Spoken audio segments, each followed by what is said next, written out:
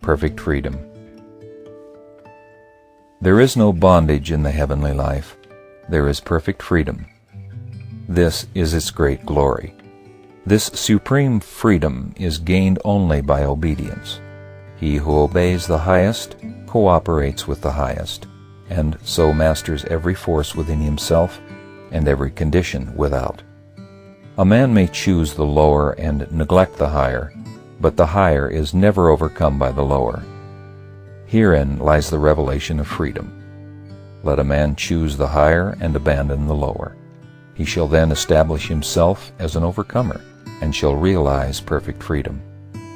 To give the reins to inclination is the only slavery.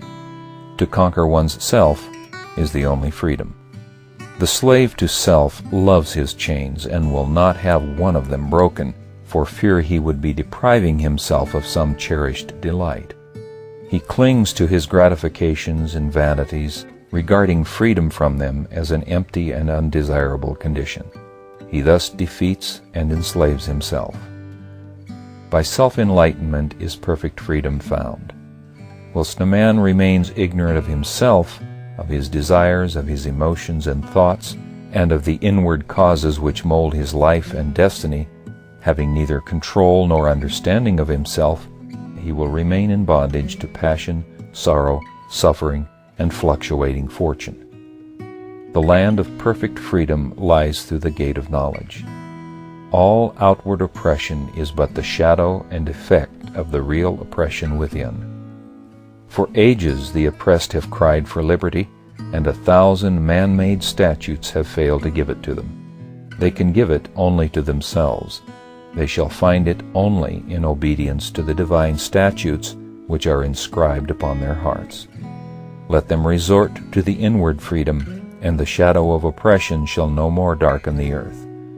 Let men cease to oppress themselves, and no man will oppress his brother. Men legislate for an outward freedom, yet continue to render such freedom impossible of achievement by fostering an inward condition of enslavement. They thus pursue a shadow without and ignore the substance within. Man will be free when he is freed from self. All outward forms of bondage and oppression will cease to be when man ceases to be the willing bondslave of passion, error, and ignorance. Freedom is to the free. Whilst men cling to weakness, they cannot have strength. Whilst they love darkness, they can receive no light. So long as they prefer bondage, they can enjoy no liberty. Strength, light, and freedom are ready now, and can be had by all who love them, who aspire to them. Freedom does not reside in cooperative aggression, for this will always produce reactively cooperative defense, warfare, hatred, party strife, and the destruction of liberty. Freedom resides in individual self-conquest. The emancipation of humanity is frustrated and withheld by the self-enslavement of the unit. You who cry to man and God for liberty, liberate yourself.